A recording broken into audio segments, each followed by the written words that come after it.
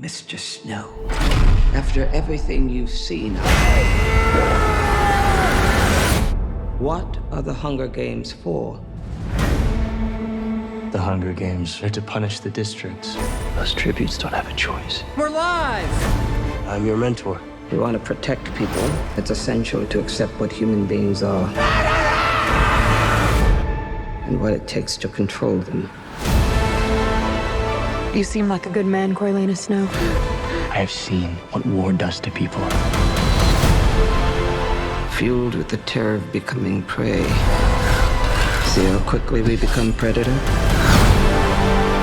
Good luck with that poor little songbird. Where is she?